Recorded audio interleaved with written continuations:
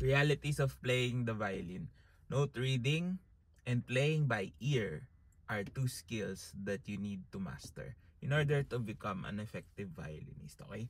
So akala ng iba parang, oh, wag na magbasa ng nota, tenga-tenga na lang, or magbasa ka ng nota, wag mong tengahin, 'di ba?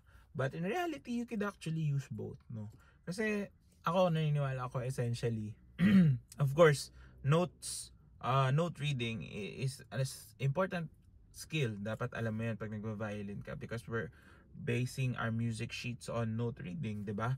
Pag may notes ka kasi, kahit di mo alam yung song, naiintindihan mo kung paano magbasa, matutugtog mo yan at matutugtog mo yan, no? But also, playing by ear is as important kasi in reality, 'di ba? We're really playing by ear. Kahit na nagbabasa ka ng nota, how do you get in tune? You have to understand pitch, you have to understand rhythms, tempos.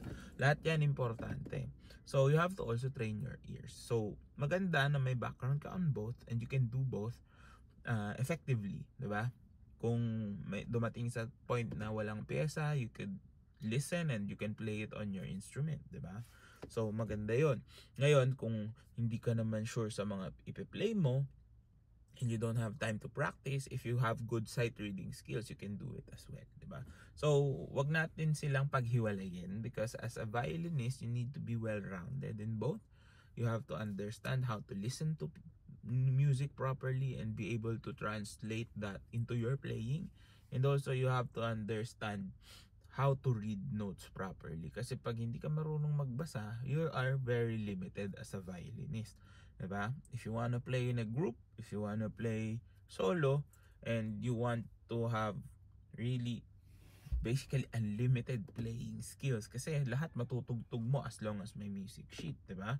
But also lahat din matutugtog mo as long as you have good ears. So you have to practice both, and both things aren't really given to you overnight. Kahit na talented ka or kahit na sobrang galing ng tenga mo, you need to practice those things. Those are skills that you need to develop, and you can only develop those skills by using them, diba? So kung gusto mong bumilis yung pagbabasa mo ng nota, sight read a lot of pieces, whether that's for your instrument, minsan kahit hindi pang instrument mo, sight read ka ng pang flute, sight read ka ng pang piano score, 'di ba? Para lang makikita mo G clef lang, ganyan. And then listening, 'di ba? So you listen to songs, pop songs, classical, lahat 'yan pakinggan mo. And then try to copy it with your ears. Kasi doon mo ma-develop yung skill na 'yan. 'Di ba? Parang math. It's not about memorizing stuff. You have to, yes, you do memorize a formula, no?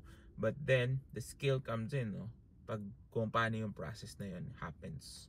So you have to master your process, kung paano siya ginagawa. Listening, playing, looking, and then translating the symbols into music. Okay? So follow for more, and I'll see you on the next one.